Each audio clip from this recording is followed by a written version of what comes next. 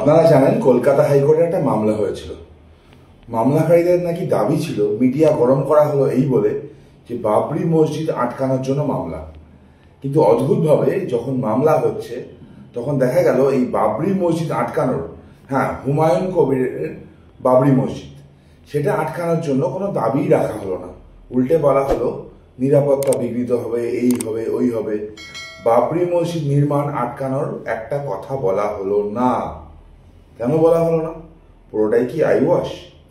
যিনি মামলাকারীর অন্যতম আইনজীবী তিনি বামফ্রন্টের ক্যান্ডিডেটও বটে ছিলেন।